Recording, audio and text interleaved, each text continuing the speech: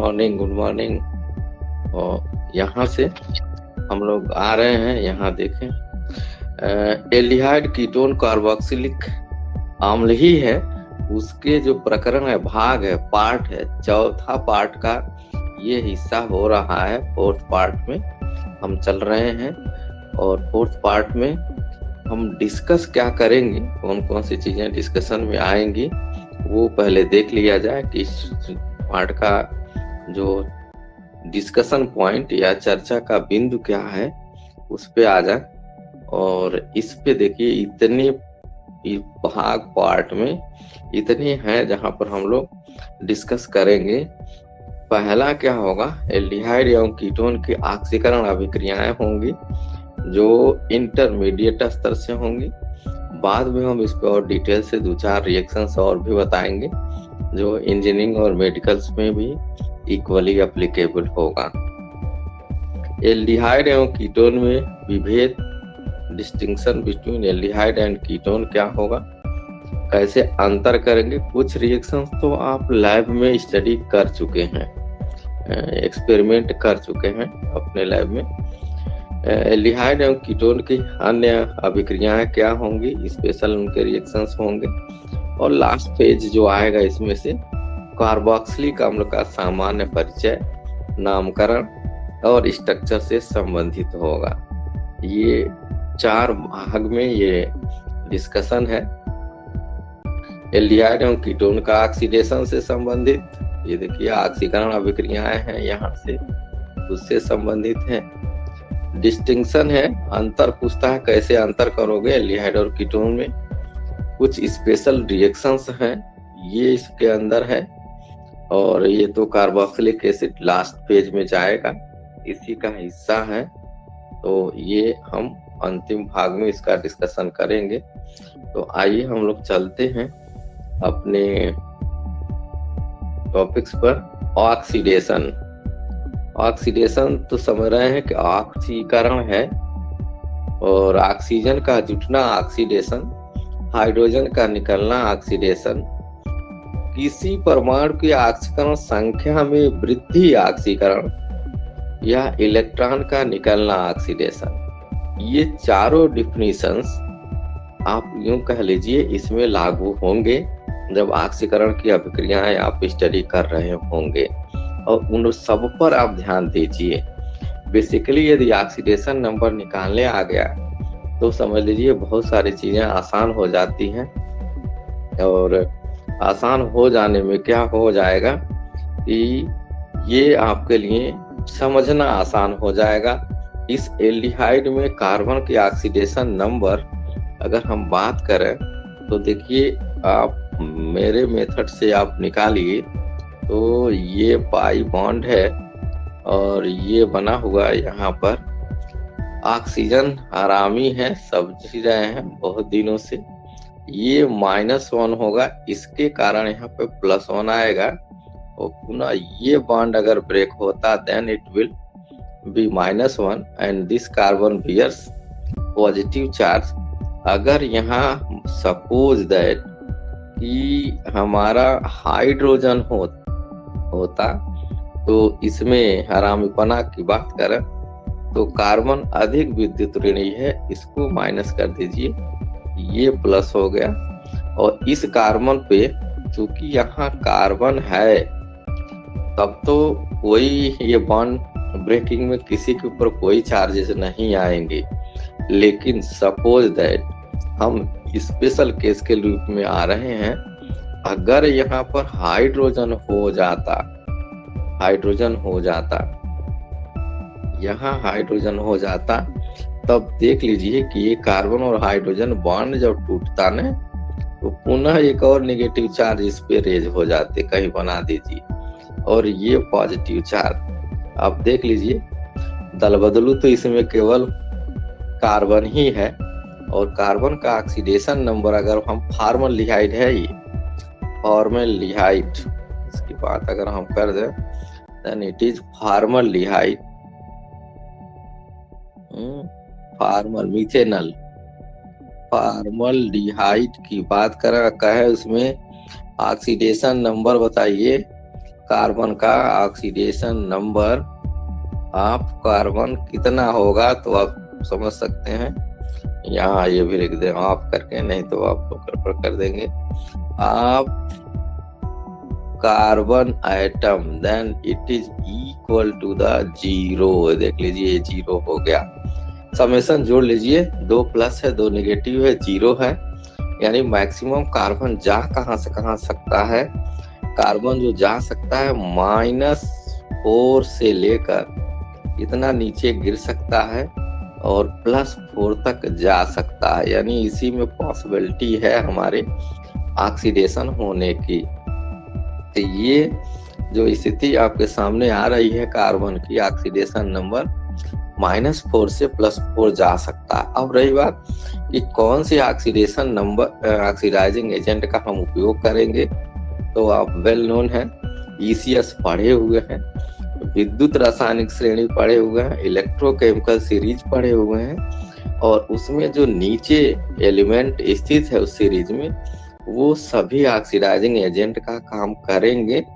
Bromine, iodine, chlorine, ये सब oxidation का काम करेंगे, अर्थात कार्बन के ऑक्सीडेशन नंबर को बढ़ाएंगे। तो यहाँ पर आइए, अगर एल्डिहाइड रहता, सपोज दैट फॉर्मल्डिहाइड में तो ऑक्सीडेशन नंबर कार्बन का 0 है, लेकिन अगर ये एसिटल्डिहाइड हो जाए सपोज दैट, तो ये कार्बन कार्बन बॉन्ड ब्रेकिंग पर कोई चार्ज रेज नहीं होगा, और उस अवस्था में कार्बन की ऑक्सीडेशन नंबर -1 हो जाएगी। वो -1 हो जाएगी तो वृद्धि की चांसेस तो ज्यादा भी बन जाएंगे वहां पर, क्योंकि +4 तक जाना है। ऑक्सीकरण की अभिक्रियाएं एल्डिहाइड और कीटोन, जो एल्डिहाइड में है वो कीटोन से भिन्न व्यवहार करती हैं। देखिए भिन्न व्यवहार अलग है, ये व्यवहार ही अलग है, करते हैं। एल्डिहाइड सामान्य ऑक्सीकरण जैसे nitricum HNO3, potassium permanganate KMnO4, potassium permanganate, लेकिन ये होना किस में चाहिए, ये आपका एसिडिक मीडियम में होना चाहिए। ऐसा क्यों? क्योंकि एसिडिक मीडियम में ही ज्यादा ऑक्सीडेशन या नंबर ऑफ इलेक्ट्रॉन इसमें से पैदा होते हैं। इसमें KMnO4 में यद्यपि इसकी ऑक्सीडेशन नंबर तो +7 है, अब 7 से नीचे ही जाना है इसको, लेकिन अम्लीय माध्यम में ये 5 इलेक्ट्रॉन देता है, अर्थात SRP इसकी ज्यादा हो जाती है, सबसे ज्यादा हो जाती है अम्लीय माध्यम में, इसलिए हम अम्लीय माध्यम का उपयोग करते हैं। आप क्षारीय माध्यम का भी उपयोग कर सकते हैं, तो एक ही इलेक्ट्रॉन है। अगर हम वाटर मीडियम उपयोग करें तो 3 इलेक्ट्रॉन यह देता है। कैसे देगा ये आप अपने बैलेंस करेंगे, यहाँ हमें बताने की जरूरत नहीं है। ये 5 इलेक्ट्रॉन जनरेट करेगा, और यही 5 इलेक्ट्रॉन, या यूं कह लीजिए कि 5 ऑक्सीजन यह देगा, और ये 5 ऑक्सीजन इसी एल्डिहाइड को ऑक्सीकृत कर देता है, अर्थात ऑक्सीजन की संख्या में परसेंटेज में वृद्धि कर देता है, वो आपका ऑक्सीकरण हो जाता है।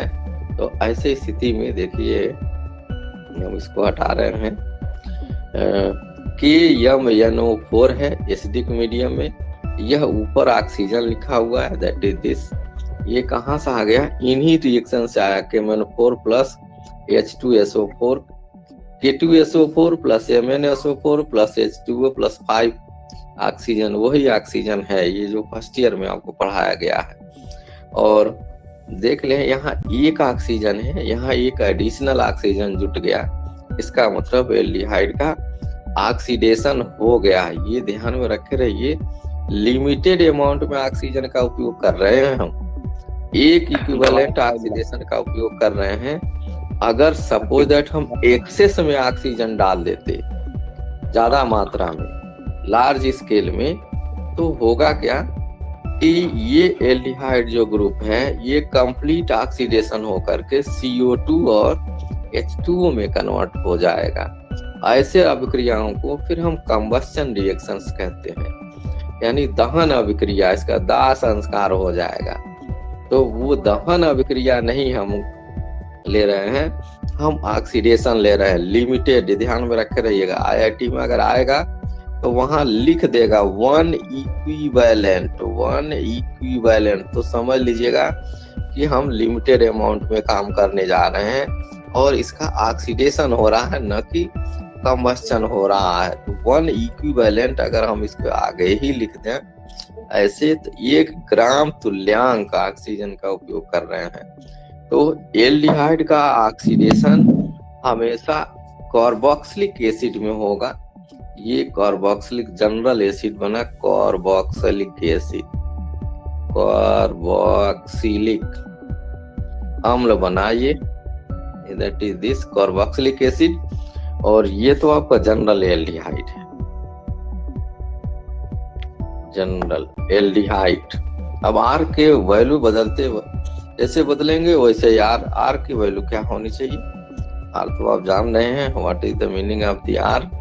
आर जो है एल्किल ग्रुप है, ध्यान में रखे रहेंगे। Alkyl group R is equal to हम लिख दे रहे हैं, ये ध्यान में रखे रहे हैं। पूरे केमिस्ट्री में are is equal to 2CnH2n+1 होता है। n is the set of positive integer है गणित वालों के लिए, या गणित नहीं है तो यह 1 2 3 यानी नेचुरल नंबर है, 0 से नहीं होगा। n की वैल्यू 1 2 3 फ्रैक्शन में नहीं डालेंगे, भिन्न में नहीं डालेंगे। चलिए, यहाँ कीटोन का ऑक्सीकरण सामान्यतः प्रबल, ये देखते रहिएगा, प्रबल स्ट्रांग ऑक्सीकारक, मतलब स्ट्रांग ऑक्सीडाइजिंग एजेंट चाहिए और टेम्परेचर भी चाहिए। कारण ये है कि इसमें 2 मिथाइल ग्रुप जो लगे हुए हैं वो प्लस आई ग्रुप के लगे हुए हैं। कीटोन में अगर हम यहाँ बना दें, देखिए ये नीचे बना हुआ हिस्सा है और नीचे देखें तो कीटोन यही है। ये भी इलेक्ट्रॉन पुश कर रहा है, इसको दे रहा है यहाँ पर, और इधर भी दे रहा है। और ये देने के कारण इलेक्ट्रॉन की डेंसिटी यहाँ पर इस कार्बन पर सप्रेस हो जा रही है, घट जा रही है, कम हो जा रही है। इसलिए हमें ज्यादा ताप की जरूरत पड़ेगी और प्रबल oxidising agent, strong oxidising agent की जरूरत पड़ती है। अगर पूछा जाए, आपको यूपी बोर्ड में तो नहीं पूछा जाएगा, लेकिन ये एडवांस वर्जन में पूछा जा सकता है कि कीटोन के ऑक्सीडेशन में हम स्ट्रॉन्ग ऑक्सीडाइजिंग एजेंट और हाई टेम्परेचर की क्यों आवश्यकता होगी।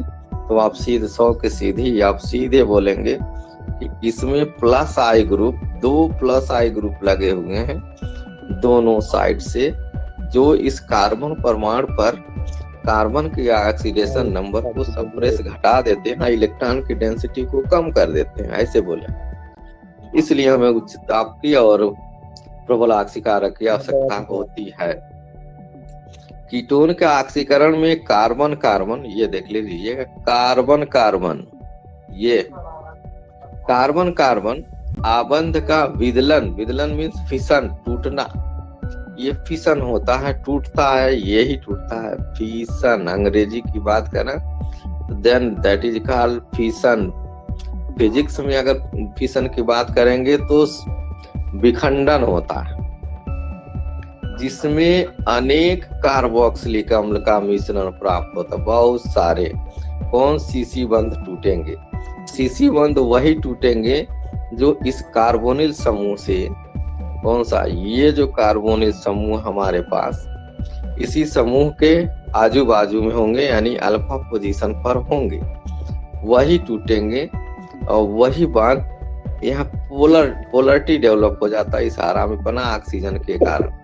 इस ऑक्सीजन के कारण ये कार्बन संख्या 2 और 3 में पोलरिटी डेवलप होती है, 1 और 2 में पोलरिटी डेवलप होती है, इसलिए यही पहले टूटेगा। और टूट करके यहाँ से देखिए, यहाँ जो हमने ऑक्सीकारक उपयोग किया हुआ है नहीं दिख रहा है, फिर से लिख दे रहे हैं। यहाँ जो ऑक्सीडाइजिंग है वही KMnO4 है, KMnO4 या K2CR2O7 हो सकता, अम्लीय माध्यम में होगा और टेम्परेचर की हमें जरूरत पड़ेगी। ये देख लीजिए, ये हीट की जरूरत पड़ेगी, तब ये बॉन्ड कौन सा, ये C1C2 तोड़ दीजिए, C1C2 बॉन्ड यहाँ तोड़ा गया, यहाँ देख लीजिए ये C1 एंड C2 को तोड़ा गया। तो C1 और C2 जब टूटेगा तो RCOH, ये कार्बोक्सिलिक एसिड यह बना, और R डैश देखिए CH2 शामिल होगा। अगर हम मान लेते इसको हम तोड़ दिए होते, ये बॉन्ड हम तोड़ रहे होते, तब तो ये C1 जो 1 लिखा हुआ है RCOH हो गया, और ये CO ग्रुप अलग से C2 देखिए CH2 आ गया, 3 वाला कार्बन इसमें शामिल है और 2 का नंबर का कार्बन ये है, तो बन जाएगा R-CH2COOH। C1 और C2 बंध के कारण हो रहा है, ध्यान में रखे रहेंगे। सपोज दैट C2 और C3 टूटता, ये परमुटेशन और कॉम्बिनेशन है गणित का, इसमें आपको प्योरली वही लगाना है।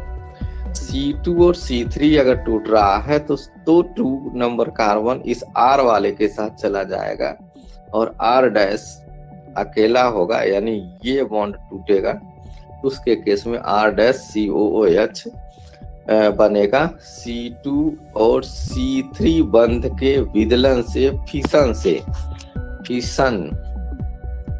फिशन माने विखंडन में, देख लीजिए यहाँ लिख दे रहे हैं पुनः यहीं से, फिशन है, फिशन विखंडन से ये बॉन्ड C1 C2 के कारण और C2 और C3 के कारण यहाँ पर बना हुआ हिस्सा है। 2 बॉन्ड का ब्रेकिंग आपको यहाँ से दिखाया गया, और इस तरह से 4 एसिटिक एसिड 4 कार्बोक्सिलिक एसिड बना यहाँ पर।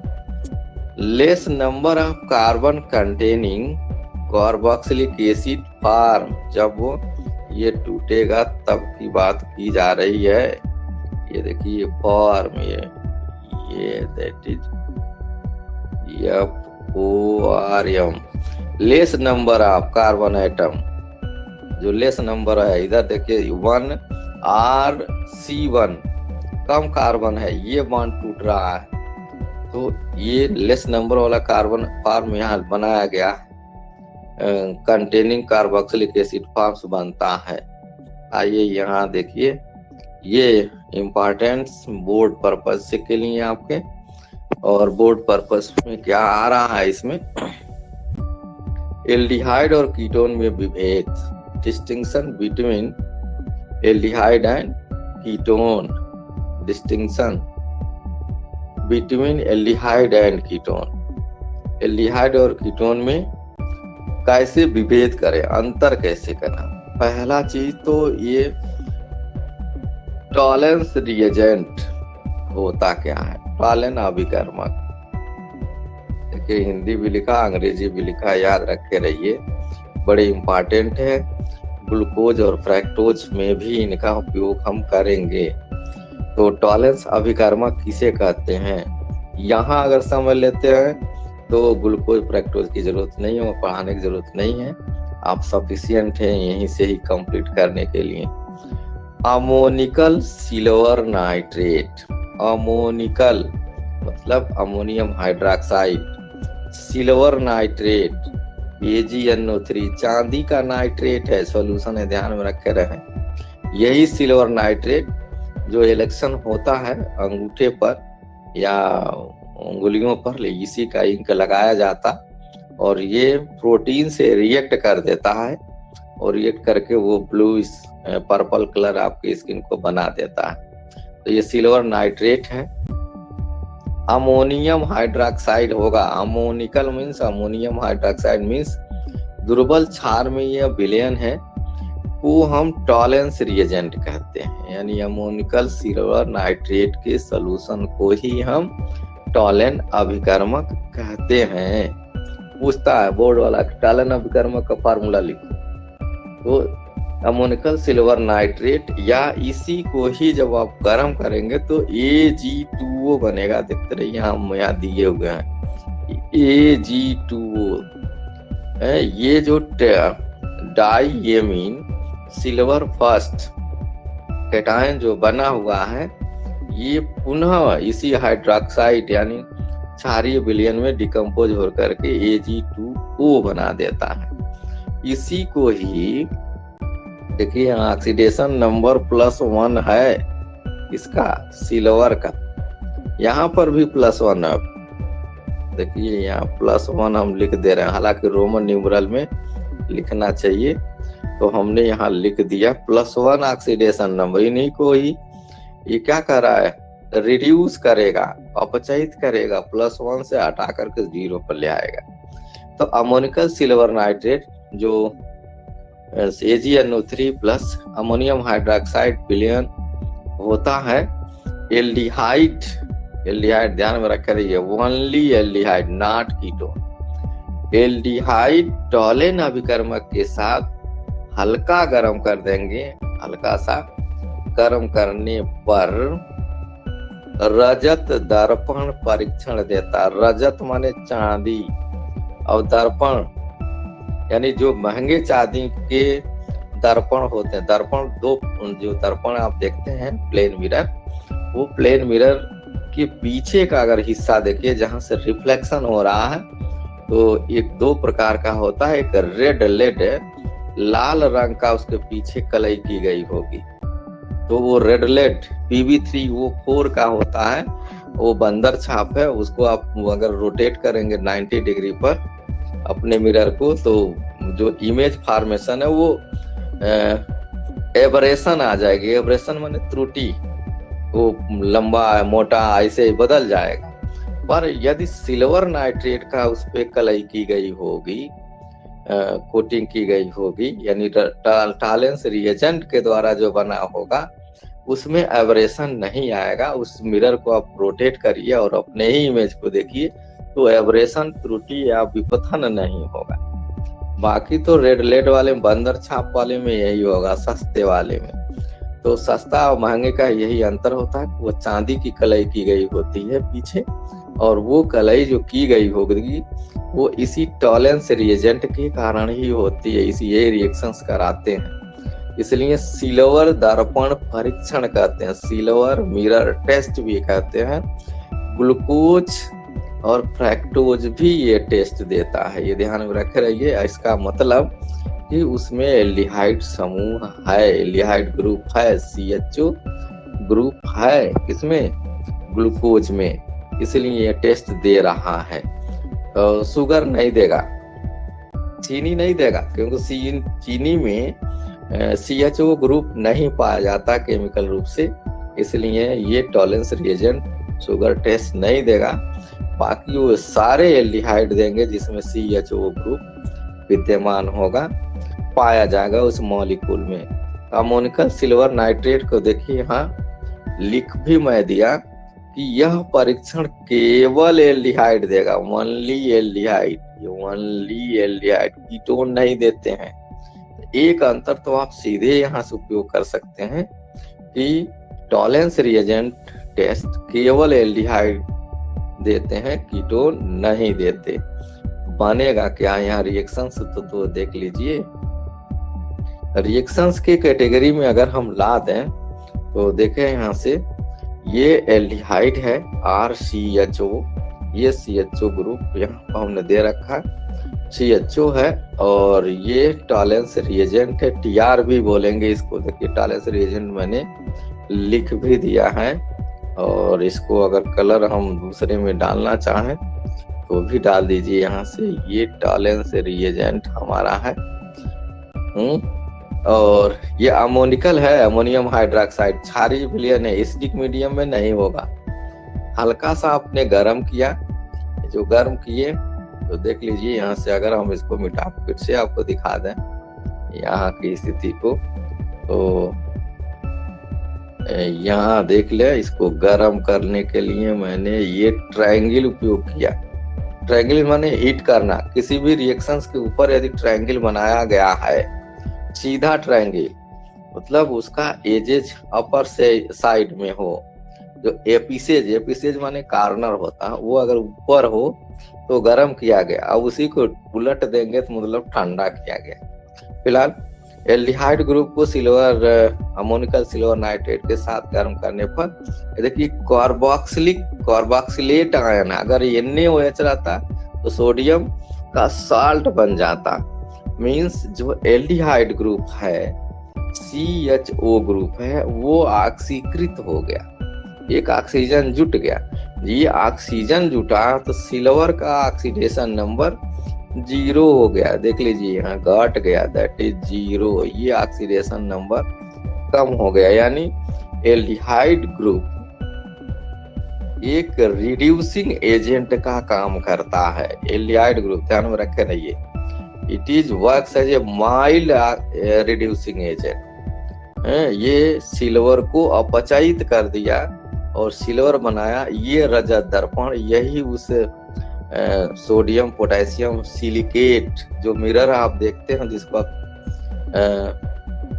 वो कहते हैं कि शीशा देख करके आया, वो शीशा नहीं है, सोडियम एल्युमिनियम और कैल्शियम के ट्राई सिलिकेट्स है। वो शीशा मतलब विद्युत और उष्मा का सुचालक, लेड PB का नहीं बना, बहुत महंगा हो जाएगा। तो ये सिलिकेट्स के पीछे यही चिपकता है, एक पतली सी परत जम जाती है, इसी को ही हम रजत दर्पण कहते हैं। और ये रिफ्लेक्शन का काम करेगा। हर दर्पण पीछे कॉनकेव हो, कॉन्वेक्स हो, प्लेन हो, वो रिफ्लेक्टिंग सरफेस यही बनाएगा। चांदी ही उसको रिफ्लेक्ट करती है, जो भी रेज जाती है, किरण जाती है। अमोनिया बनता यहाँ पर, अमोनिया ये गैस बनी, ध्यान में रखे रहेंगे, दैट इज अमोनिया यहाँ से रिलीज हो रही है। वाटर तो निकलेगा ही निकलेगा, क्योंकि जब भी NaOH हो या एसिड हो, बेस हो या एसिड हो, तो वाटर तो निकलेगा। ये तो वेल नोन है, आप जान ही रहे हैं, उसको करने की मुझे नहीं जरूरत है। एसीटोन यानी कीटोन डज नॉट गिव, फिर एम्फासिस कर रहे हैं, इस बात पे जोर दे रहे हैं कि कीटोन यह परीक्षण नहीं देता। फिर से आप रिमाइंड कर लीजिए, पूछा जाएगा, एग्जामिनर भी पूछता, क्योंकि लैब में भी ये रिएजेंट्स है। और इसलिए कहता है टालेंस अभिकर्मक का सूत्र बताओ, या टालेंस अभिकर्मक किसे कहते हैं यह बताओ, ये क्या काम करता है यह बताओ। चूंकि ग्लूकोज का टेस्ट आप किए हुए हैं, इसलिए इसकी जरूरत हमको पड़ जाएगी। फिर आइए यहाँ से देखिए, फेयलिंग सोल्यूशन, ये तो आपने किया, ये तो लैब में किया, कराया गया है आपसे। कैसे कराया गया होगा ये मैं बता दे रहा हूँ यहाँ से। फेयलिंग जो बिलियन है, 2 बिलियन है उसमें, और 2 बिलियन में एक जो देखिए, एक A दूसरा B, गहरे नीले रंग का बिलियन है ये, गहरे नीले, एकदम डार्क ब्लू कलर का है ये नीला रंग। और नीला रंग कहाँ से जाता है? फेयलिंग बिलियन जो कॉपर सल्फेट का है, यही नीले रंग का होता है। कॉपर ही जो है वो नीले रंग का है, तो उसी को ही हम लोग नीला बनाए, क्यों नहीं। ये देखिए, यही नीले रंग का है। क्यों? क्योंकि कॉपर नीले रंग का ही होता है। ठीक है, नीले रंग का बिलियन यही होता है, कॉपर ही है, इसलिए वो जो बिलियन है बनेगा वो नीले रंग का होगा। पूछा जा सकता है कि फेयलिंग A है, ये देखते रहिएगा, A और B में पूछ देता कौन A है कौन B है। तो फेयलिंग A कॉपर सल्फेट का जलीय विलयन है, तथा फेयलिंग B ये जो है सोडियम पोटेशियम टार्टरेट, टार्टरेट माने टार्टरिक एसिड का साल्ट है। टार्टरिक माने टार्टरिक मीन्स होता है इमली। इमली जो इमली में आप खट्टापन पाया जाता है, वो सोडियम पोटेशियम टार्टरेट के कारण है। इसे रोसेल सॉल्ट भी कहते हैं। लवण सोडियम पोटेशियम का वो साल्ट है, टार्टरिक एसिड का क्षारीय विलयन है, बेसिक सॉल्यूशन है। क्षारीय विलयन, अम्लीय विलयन नहीं है, क्षारीय विलयन होता है। This test also gives only aldehyde, केवल यह एल्डिहाइड देंगे, ध्यान में रखे रहेंगे, ओनली एल्डिहाइड।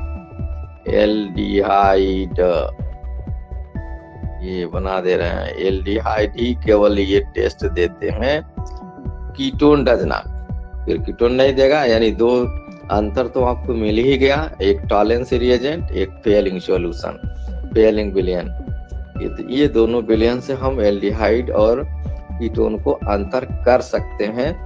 और दो अंतर तो इसमें आपको लिखने को बोर्ड में आता ही है। तो ये दो अंतर हो गया, हम और भी अंतर आगे चल करके बताएंगे। फिलहाल यहाँ आइए, देखिए यहाँ से क्या हो रहा है। एल्डिहाइड ग्रुप RCHO और कॉपर सल्फेट और का क्षारीय विलयन जो सोडियम पोटेशियम टार्टरेट का सॉल्ट है डालेंगे तो ये ब्लू कलर का सॉल्यूशन बन जाएगा। यही नीले रंग का विलयन है। दोनों का मिश्रण, कॉपर सल्फेट का जो हाइड्रोक्साइड यानी क्षारीय विलयन होगा वही नीले रंग का होगा, वही नीले रंग का बनेगा। और हल्का गर्म करेंगे तो फिर एल्डिहाइड का ऑक्सीडेशन हो गया, ऑक्सीकरण हो गया। इसका मतलब ये एक अपचाय का काम किया। तो ये CU2O है, ध्यान में रख कर, ये क्यूप्रस ऑक्साइड है। ये बच्चे लोग बहुत ज्यादा गलती करते हैं इसमें से। ये क्यूप्रस ऑक्साइड CU2 है, +1 ऑक्सीडेशन स्टेट है। और CU2 यहाँ देखें, अगर हम दोनों को लिख ही देते हैं तो देखिए ये हम उपयोग कर दे रहे हैं। ये जब बनाएंगे ना तो ब्लू कलर आपका बनेगा CuO, क्यूप्रिक ऑक्साइड है, ये बनेगा। दोनों को मिला देंगे तो ये क्यूप्रिक ऑक्साइड का ही अपचयन हो जाता है, क्यूप्रिक ऑक्साइड है ये। फिर से ध्यान में रख लीजिए, ये बोर्ड में भी पूछता ऑब्जेक्टिव वाले हिस्से में। एक क्यूप्रिक ऑक्साइड और एक cuprous oxide. Cuprous oxide coloured है, कौन सा? लाल भूरे रंग का। क्यूप्रिक ऑक्साइड कैसा है? नीले रंग का। तो यही क्यूप्रिक जो +2 ऑक्सीडेशन स्टेट में यहाँ है हमारा, उसका ये एल्डिहाइड ग्रुप अपचयित कर देता है, रिड्यूस करके +1 मिला देता।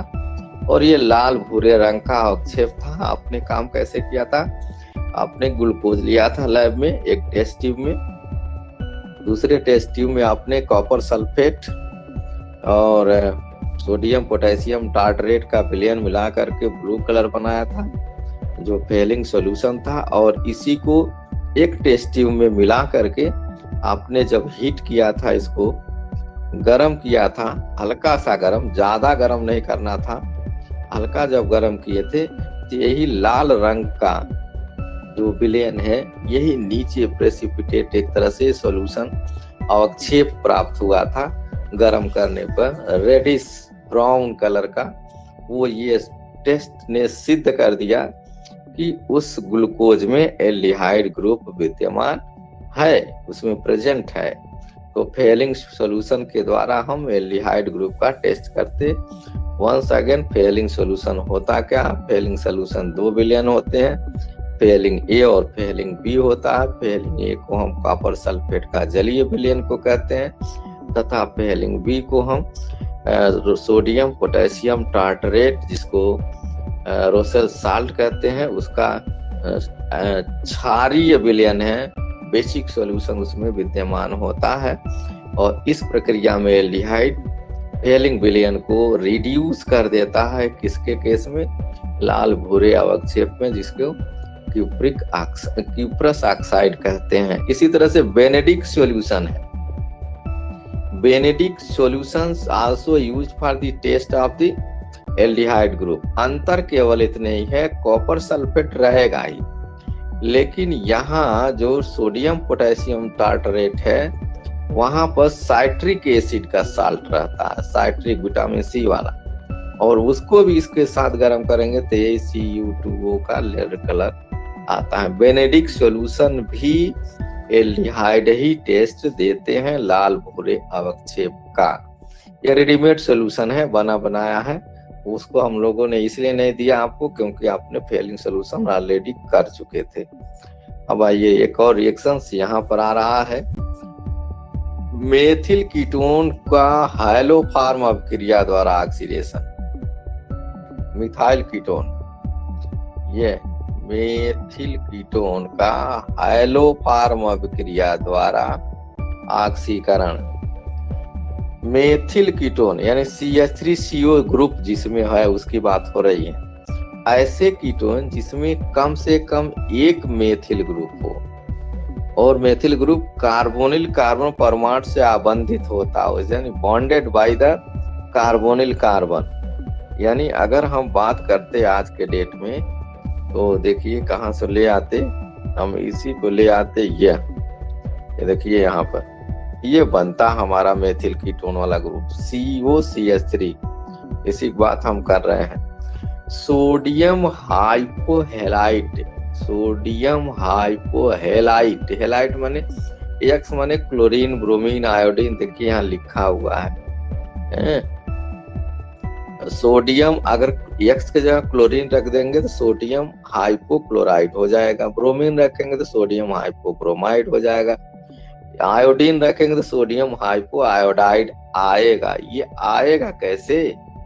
ये आने के लिए आपको क्लोरीन को, जैसे क्लोरीन हो, हम यहाँ लिख दे रहे हैं थोड़ा सा हल्का सा, हालांकि फर्स्ट ईयर में है लेकिन रिमाइंड कर दे रहे हैं हम आपको।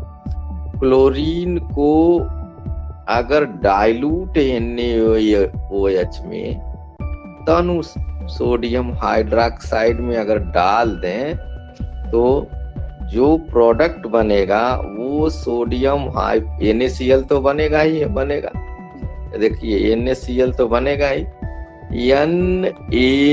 NaOCl भी बनेगा, अब प्लस H2O भी बनेगा।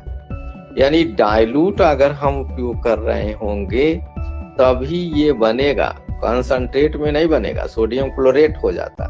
ये सोडियम हाइपो हेलाइट बना या सोडियम हाइपोक्लोराइड बना। अगर ब्रोमीन से करते तो यानी वो Br बन जाता। तो ये डाइल्यूट के साथ सोडियम हाइपोहेलाइट बना रहा है और ये भी वही काम कर रहा है जो पहले वाले में था, यानी ये ऑक्सीडाइजिंग एजेंट है। कैसे भैया? क्योंकि क्लोरीन की ऑक्सीडेशन नंबर अगर यहाँ से निकाल दें हम तो +1, देखिए ऑक्सीजन -1 तो ये +1 पे आ जाता है और +1 फिर ये जा कहाँ सकता है, बहुत ज्यादा जा सकता है यार। ये देखिए +1 ऑक्सीडेशन स्टेट है और हाइड्रोजन के ऑक्सीडेशन नंबर की हम बात कर दें तो हम एक बाउंड्री बनाते हैं, लिमिट बनाते हैं, ओपन इंटरवल है गणित की भाषा में, कहाँ से कहाँ ले जा सकते हैं, -1 से +7 तक जा सकता है, ये ध्यान में रखे रहिए। ये रेंज है इसका, परास है हाइड्रोजन्स का। तो +1 है, +1 से +7 के चांसेस तो बन ही जाएंगे बनने के लिए, और घट भी सकते हैं केवल -1 तक। तो कार्बोक्सिलिक अम्ल के सोडियम लवण में ऑक्सीकृत कर देता है, ये सोडियम साल्ट बना, यही है सोडियम साल्ट, यहाँ पे बन गया, ये देख लीजिएगा सोडियम साल्ट, सोडियम साल्ट किसका? आप कार्बोक्सिलिक एसिड, ये कार्बोक्सिलिक एसिड का सोडियम साल्ट बन गया यहाँ पर। क्यों? एल्डिहाइड ये जो ग्रुप है उसका ऑक्सीकरण कर दिया, फिर बनेगा क्या? हाइलोफार्म। X के जगह पर क्लोरीन ब्रोमीन आयोडीन जैसे रखेंगे ये डिफरेंट टाइप का प्रोडक्ट्स बनाएगा और उन्हीं की बनाने की विधि भी है। क्योंकि आप में जो बनाने की विधि है वो केवल क्लोरोफार्म का है। अगर यहाँ क्लोरीन रख देते तो ये क्लोरोफार्म बन जाता, क्लोरोफार्म है, ब्रोमोफार्म नहीं है, आयोडोफार्म नहीं है आपको बनाने का। तो क्लोरोफार्म बनाने की विधि भी यही है। तो यानी सोडियम हाइपोहेलाइट को किसी भी मिथाइल डेरिवेटिव कीटोन के साथ गर्म कर दें तो हैलोफार्म प्राप्त होता है। इस रिएक्शन को हैलोफार्म अभिक्रिया कहते हैं। अब देखिए यहाँ से इंटरेस्टिंग फिगर, यदि अणु में कार्बन कार्बन डबल बॉन्ड, इनके बीच में डबल बॉन्ड पाया जाता हो तो वह इस ऑक्सीकरण द्वारा अप्रभावित रहेगा। ये जो हिस्सा अगर हम बात करते तो ये देख लीजिए, ये अनअफेक्टेड है, इस पर कोई प्रभाव नहीं पड़ेगा। कोई भी यहाँ ऑक्सीडाइजिंग एजेंट आप डालेंगे, सोडियम हाइपोहैलाइड डाला आपने, ये डबल बॉन्ड जैसे था वैसे ही बना रहा, देयर इज नो चेंज, कोई परिवर्तन नहीं हुआ है, वो वहीं का वहीं रहा है। केवल CH3 ग्रुप का ऑक्सीडेशन हो गया, और हुआ ऑक्सीडेशन तो ये CH3 जो बना हुआ यहाँ हिस्सा है ये वाला, इसी का ऑक्सीडेशन होकर के क्लोरोफॉर्म बन गया, ये नीचे बनाया गया है, और डबल बॉन्ड पर कोई असर नहीं पड़ा। इसमें से देखिए हमने यहाँ दिया, ये तो हाइलोफॉर्म अभिक्रिया वाला है कि क्या बनता है, ये क्लोरोफॉर्म बना हुआ है, और क्लोरोफॉर्म यहाँ लिखा हुआ है, CHCO रिएक्शन है, हाइलोफॉर्म अभिक्रिया है, लंबा जा रहा है, इस पर हम कल बात करेंगे। व्हाट इज द हाइलोफॉर्म रिएक्शंस, और फिर आपके बाद आएगा बड़ा हिस्सा है एल्डोल रिएक्शंस। तो ये रिएक्शन हाइलोफॉर्म भी आपका इसी तरह का है जो अभी ऊपर पढ़े हुए हैं, ब्रोमोफॉर्म, क्लोरोफॉर्म, आयोडोफॉर्म बनाने की विधि है। तो आज हम इसी को यहीं फिनिश करते, क्योंकि यह भी लोड हो गया। 45 मिनट का क्लासेज आपका ऐसे ही रन कर गए 2 रिएक्शंस में। तो थैंक